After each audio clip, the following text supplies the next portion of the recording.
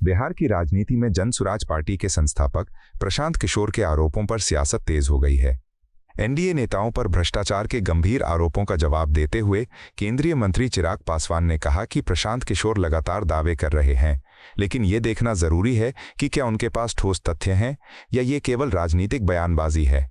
चिराग ने कहा कि इन आरोपों की जांच अवश्य होनी चाहिए ताकि सच सामने आ सके। उन्होंने ये भी जोड़ा कि इस तरह की राजनीति पहले दिल्ली में भी हो चुकी है और बिहार में जनता को गुमराह नहीं किया जा सकता। देखिए, प्रशांत जी एक के बाद एक कई आरोप पे आरोप लगा रहे हैं। ये सही मायनों में कुछ तथ्यों के साथ वो जानकारी साझा कर रहे हैं या सिर्फ आरोप लगा रहे हैं। मैं मानता हूं कि ये तमाम बातें जांच का विषय हैं।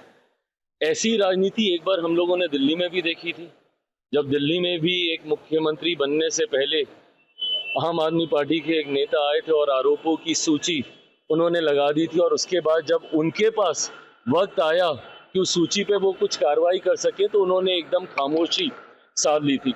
मुझे नहीं पता किन तथ्यों के साथ प्रशांत जी इन बातों को सामने रख रहे हैं।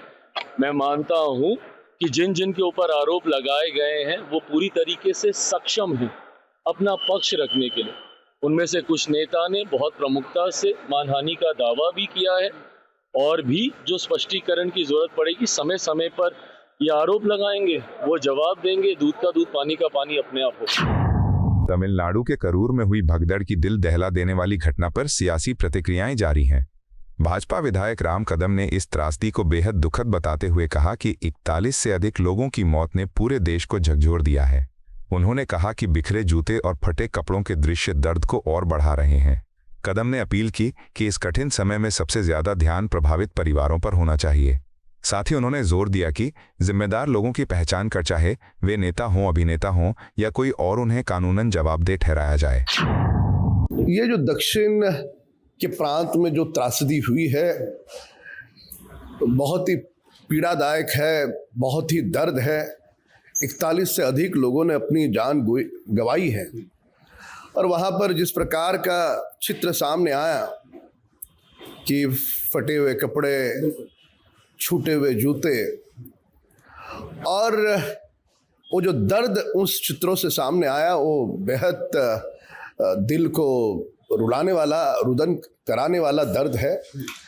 और ऐसे त्रासदी के समय दल के ऊपर उठ करके हमने उन पीड़ित परिवारों के बारे में सोचना होगा, और इस बात को नकारा नहीं जा सकता कि जिनके कारण ये हुआ है उसकी जांच हो। फिर कोई भी हो, नेता हो, अभिनेता हो, छोटा हो, बड़ा हो, कानून के दायरे में सभी समान है, उन पर कार्रवाई हो। इसी प्रकार की पूरे देश की जनता की मांग है। AIMIM प्रमुख असदुद्दीन ओवैसी ने भारत पाकिस्तान क्रिकेट मैच पर बड़ा बयान दिया है। ओवैसी ने सवाल उठाया कि जब भारत ने आतंकियों के ठिकानों को ब्रह्मोस मिसाइल से तबाह किया, पाकिस्तान के 80% जल क्षेत्र को अवरुद्ध कर दिया, उनके विमानों और जहाज़ों पर रोक लगा दी, तो फिर क्रिकेट मैच खेलने की ज़रूरत क्यों पड़ी। उन्होंने कहा कि भारत ने प्रत्यक्ष और अप्रत्यक्ष व्यापार पर भी रोक लगाई है, ऐसे में पाकिस्तान के साथ खेल के मंच पर संबंध रखना समझ से परे है। ओवैसी ने सरकार से पूछा कि क्या राष्ट्रहित से बड़ा क्रिकेट हो गया है। ऑपरेशन सिंदूर हुआ, हमने मुंह तोड़ जवाब दिया ब्रह्मोस मिसाइल से, हमने आतंकवादियों के हेडक्वार्टर्स को तबाह बर्बाद कर दिया। सवाल ये पैदा होता है कि आखिर बीजेपी पाकिस्तान से जब उनका 80% पानी हम रोक चुके हैं, उनका प्लेन भारत की एयर स्पेस में नहीं आ सकता, पाकिस्तान की रजिस्टर्ड शिप या कश्ती भारत के पानी टेरिटोरियल वाटर्स में नहीं आ सकती। हम ट्रेड बंद कर दिए, डायरेक्ट इनडायरेक्ट ट्रेड। ये बात अब तक मुझे समझ में नहीं आ रही है कि आखिर हमने ये क्रिकेट मैच खेला क्यों। क्रिकेट मैच खेलने की वजह क्या है। एक बात याद रखिए, हम भारत की क्रिकेट प्लेयर्स पर कभी तनकीद नहीं करेंगे, वो बेहतरीन खिलाड़ी है। हम जब इंग्लैंड में इंग्लैंड को हरा दिए, ये पाकिस्तान तो चूचू का मुरब्बा है क्रिकेट मैच में। खून और पानी एक साथ नहीं जाएगा, बातचीत और आतंकवाद एक साथ नहीं होगा, तो फिर 26 भारत के लोगों को पहलगाम में मारकर चले गए और आप खुद कह रहे हैं कि ऑपरेशन सिंदूर जारी है, तो फिर हमने क्रिकेट मैच क्यों खेला? तो बीजेपी के लोग बोलते कि नहीं नहीं, हम बाइलैटरल नहीं खेलेंगे, ये बाइलैटरल नहीं है। बीजेपी वालों, तुम जिसको बेवकूफ बनाना चाहते वो बेवकूफ बन रहा है तुम्हारी झूठ पर। ये इंडिया और पाकिस्तान का इंडस वाटर ट्रीटी बाइलैटरल नहीं है तो क्या है बताओ? जब तुम पानी बंद कर सकते तो तुम क्रिकेट मैच क्यों खेल रहे? नहीं हमारा फुला है। अरे अगर एक एशिया कप नहीं खेलते हम तो कौन सा आसमान सर पे गिर जाता? और इतनी बेशर्मी के साथ बीजेपी वाले बोल रहे हैं नहीं नहीं, हमारा कैप्टन हाथ नहीं मिलाया, 20 ओवर इन्हों खेलेंगे, 20 ओवर उन्हों खेलेंगे, बाद में पाकिस्तान T20 खेलने के लिए टेररिस्ट हमारे देश में भी जाएगा और आप उसको अलाउ करेंगे और ये बोलेंगे कि हाथ नहीं मिलाए। सवाल हाथ नहीं मिलाने का नहीं है, सवाल यह है कि तुम खेले क्यों? भारत के 26 लोग जो मर गए उनकी जान की कीमत क्या है बताओ आरएसएस बीजेपी वालों। भाजपा सांसद अनुराग ठाकुर ने करूर भगदड़ की घटना को लेकर बड़ा बयान दिया है। उन्होंने बताया कि भाजपा के राष्ट्रीय अध्यक्ष ने 8 सांसदों का एक एनडीए प्रतिनिधिमंडल गठित किया है। ये दल टीवी के पार्टी की रैली के दौरान हुई इस दर्दनाक घटना की जगह का दौरा करेगा। ठाकुर ने कहा कि प्रतिनिधिमंडल मृतकों के परिवारों से मुलाकात करेगा, उनकी बात सुनेगा और हादसे के पीछे के कारणों को समझने की कोशिश करेगा। उन्होंने बताया कि मौके पर पहुंचकर घटनास्थल का जायजा लिया जाएगा और स्थानीय अधिकारियों के साथ मिलकर त्रासदी की पूरी स्थिति पर चर्चा होगी। भारतीय जनता पार्टी के माननीय राष्ट्रीय अध्यक्ष जी ने एनडीए के 8 सांसदों के एक प्रतिनिधि मंडल का गठन किया है, जो टीवी के पार्टी की रैली के दौरान हुई भगदड़ के दौरान जिन लोगों की मृत्यु हुई है उनसे मिलने के लिए, घटनास्थल पर जाने के लिए, उनके पीछे क्या कारण रहे उनको जानने के लिए हम सभी उन परिवारों के जिनके सदस्यों की इस दुर्घटना में मृत्यु हुई है उनके प्रति शोक प्रकट करते हैं, घटना का खंडन भी करते हैं, दुख प्रकट करते हैं। वहीं पर हम जब जाएंगे तो घटनास्थल पर जाने के साथ साथ जो लोग इस घटना के दौरान जिनकी मृत्यु हुई उनके परिवारों से मिलकर जानने का प्रयास भी करेंगे क्या कारण रहे, और वहाँ के स्थानीय अधिकारियों से भी मिलेंगे और शीघ्र ही एक रिपोर्ट हम माननीय राष्ट्रीय अध्यक्ष जी को देंगे। हेमा मालिनी जी के नेतृत्व में ये प्रतिनिधिमंडल बना है जो 8 सांसदों का है, एनडीए के सांसद हैं सभी। भाजपा सांसद बांसुरी स्वराज ने वरिष्ठ नेता वीके मल्होत्रा को श्रद्धांजलि अर्पित की, जिनका आज एम्स अस्पताल में 94 वर्ष की उम्र में निधन हो गया।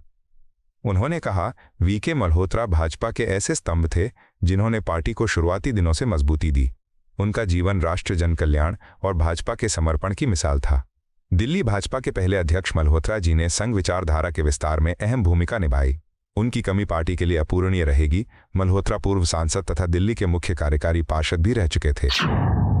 वीके मल्होत्रा जी भारतीय राजनीति में भारतीय जनता पार्टी के एक ऐसे स्तंभ थे जिन्होंने इस पार्टी का, जैसे कहते ना, भ्रूण से लेकर लालन पोषण करा है।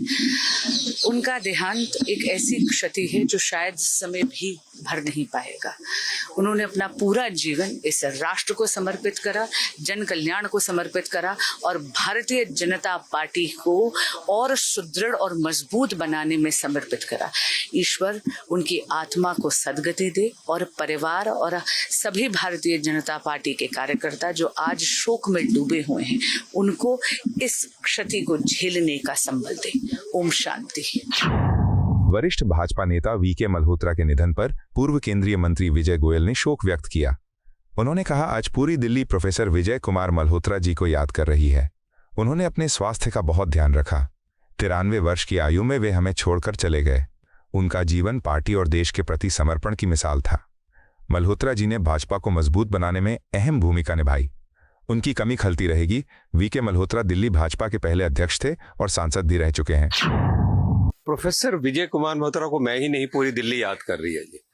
मल्होत्रा जी 93 वर्ष की अच्छी आयु के अंदर गए और मैं समझता हूँ सबसे बड़ा, अगर मैं उनको याद रखूंगा, उन्होंने अपने स्वास्थ्य का बड़ा ध्यान रखा जाके जी।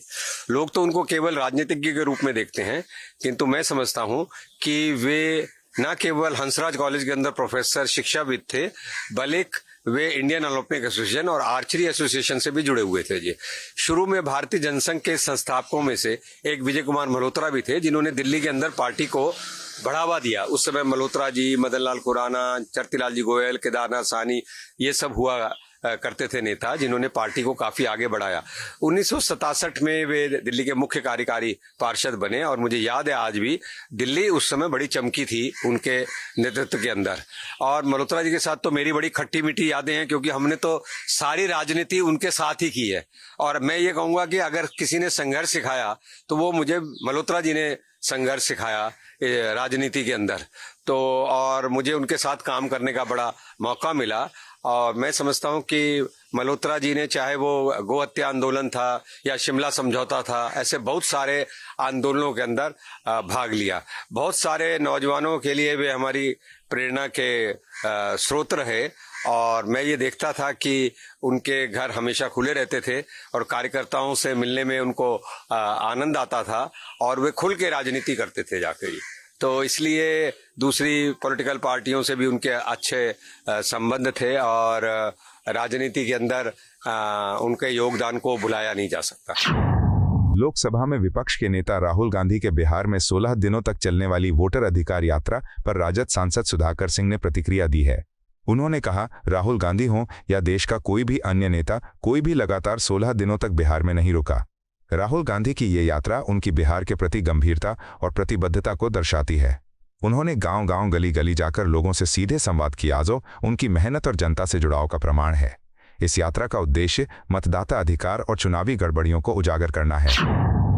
राहुल गांधी और कोई भी आज तक का देश का नेता, इंक्लूडिंग मोदी भी, बिहार में एक मुश्त 16 दिन नहीं रहे। राहुल गांधी जी बिहार को लेकर कितना गंभीर हैं कि लगातार 16 दिन राष्ट्रीय नेता गांव-गांव, गलियों-गलियों को घुमा हो। ये केवल एक दुष्प्रचार की, जो आरएसएस और बीजेपी की दुष्प्रचार की एक मशीनरी है। भारत की 4 करोड़ लोग विदेश में रहते हैं। हमारा एक डायस्पोरा है, इंडियन डायस्पोरा है दुनिया भर में, जो हमारे वो प्रतिभावान और क्षमतावान लोग हैं। उनसे समन्वय संवाद के लिए हमारे नेता दुनिया भर में जाते ही रहते हैं। ये कोई आलोचना का विषय नहीं है। यह केवल और केवल भाजपा के एक कुंठित मानसिकता का परिचायक है कि इस तरह के गलत बयानबाजी में शामिल रहते हैं। भाजपा नेता और मंत्री प्रवेश वर्मा ने कहा, प्रोफेसर विजय कुमार मल्होत्रा, साहनी साहेब सिंह वर्मा और मदन लाल खुराना वे नेता थे जिन्होंने दिल्ली में भाजपा की स्थापना की। वीके मल्होत्रा ने भाजपा कार्यकर्ताओं को आगे बढ़ाने और दिल्ली में पार्टी की नींव मजबूत करने में महत्वपूर्ण भूमिका निभाई। वे भाजपा जनसंघ और अखिल भारतीय विद्यार्थी परिषद के संस्थापक सदस्य थे। मल्होत्रा जी का जीवन पार्टी सेवा को समर्पित था। उन्होंने दिल्ली भाजपा के पहले अध्यक्ष के रूप में अपना अमूल्य योगदान दिया और पार्टी को मजबूत आधार प्रदान किया। प्रोफेसर विजय कुमार मल्होत्रा जी, दिल्ली में मल्होत्रा जी, साहनी जी, साहेब सिंह वर्मा जी, मदन लाल खुराना जी, ये लोग ऐसे थे जिन्होंने दिल्ली में भारतीय जनता पार्टी को खड़ा किया। भारतीय जनता पार्टी की सरकार 1993 में, उससे पहले मेट्रोपॉलिटन काउंसिल में मल्होत्रा जी का बहुत बड़ा योगदान भारतीय जनता पार्टी के कार्यकर्ताओं को आगे बढ़ाने में, दिल्ली में भारतीय जनता पार्टी को स्थापित करने में बहुत बड़ा योगदान रहा। मल्होत्रा जी एक हमारे ऐसे नेता थे जो भारतीय जनता पार्टी के फाउंडिंग मेंबर थे, उसके साथ में जनसंघ के भी फाउंडिंग मेंबर थे और उसी के साथ में अखिल भारतीय विद्यार्थी परिषद के भी फाउंडिंग मेंबर थे। ये अकेले नेता ऐसे रहे जिन्होंने तीनों के, जब ये संस्था बनी तो तीनों में उनके साइन थे। आज वो हमारे बीच में नहीं है। हम हमेशा उनको अपने दिल में याद रखेंगे, उनकी बातों को हमेशा याद रखेंगे। टाइम से हर जगह पे पहुंचना, टाइम के बड़े पाबंद थे, खाने के बारे में बड़े पाबंद थे। तो सभी कार्यकर्ता उनसे प्रेरणा लेते रहेंगे। आज उनका जाना हमारे लिए बहुत बड़ी क्षति है। भारतीय जनता पार्टी उनके बताए हुए रास्तों पर आगे चलेगी। ईश्वर से प्रार्थना है कि वो उनको अपने चरणों में स्थान दे। लद्दाख हिंसा के बाद पूर्ण राज्य का दर्जा दिए जाने की मांग पर कांग्रेस नेता उदित राज ने कहा, यह निश्चित रूप से समय की मांग है। जब लद्दाख केंद्र शासित प्रदेश नहीं था तब बेरोजगारी इतनी गंभीर नहीं थी, लेकिन अब स्थिति बहुत खराब हो गई है। सोनम वांगचुक की गिरफ्तारी देश के लिए अच्छी नहीं है। उन्होंने शांतिपूर्ण तरीकों से स्वायत्तता की मांग की थी। उनकी गिरफ्तारी से लद्दाख के हालात और बिगड़ सकते हैं, इसलिए सरकार को इसका पुनर्विचार करना चाहिए। बिल्कुल सही में जो समय की मांग है, और जो इन्होंने वादा किया था कि वहाँ पर डेवलपमेंट काउंसिल का इलेक्शन करना, शेड्यूल 6 को इम्प्लीमेंट करने की बात है और स्टेट हुड देने की बात है, ये कहा था। दूसरी बात है, जब यूनियन टेरिटरी थी तब बेरोजगारी इतना नहीं थी, उसके बाद में बेरोजगारी बहुत भयंकर हुई है वहाँ पर, तो ये भी एक कारण है। और दूसरी बात है कि सोनम वांगचुक की जो गिरफ्तारी है वो देश के लिए ठीक नहीं है। ये नहीं समझ पा रहे हैं कि कितना सेंसिटिव एरिया है वो, और सोनम वांगचुक का कोई हाथ नहीं है। सोनम वांगचुक ने बहुत डेवलप किया है, और केंद्र सरकार एक तरफ से लेह अपेक्स बॉडी से बात भी करना चाहती है, दूसरी तरफ जो मारे गए हैं लोग तो उनके बारे में कोई प्रूफ भी नहीं करना चाहती है, और सोनम वांगचुक को जेल में रखना चाहती है। तो आखिर में चाहती क्या है? ये तो केंद्र की सरकार की गलतियों से यह भी हिस्सा हम खो जाएंगे, और लगभग 4000 किलोमीटर का क्षेत्रफल तो हम दे चुके हैं चाइना से। ये देश चला नहीं सकते हैं, ये केवल भाषणबाजी कर सकते हैं, और देश अगर लंबे समय तक देश में रहे तो देश टूट भी जाएगा, और तमाम जो हमारी सीमाओं के क्षेत्रफल हैं वो दूसरे देश में चले भी जाएंगे। इन्हीं के एमपी ने, टापिर गांव ने भी कहा था कि अरुणाचल में चीन घुस गया है। चीन ने तमाम वहाँ पर गांव बसा दिए, मोदी जी स्वीकार करते नहीं हैं। तो लेह अपेक्स बॉडी से बात तभी सफल होगी केंद्र सरकार की जब वहाँ माहौल पैदा करे और उनकी मांगों को माने। आपको यह वीडियो पसंद आया हो तो इसे लाइक करें, हमारे चैनल को सब्सक्राइब करें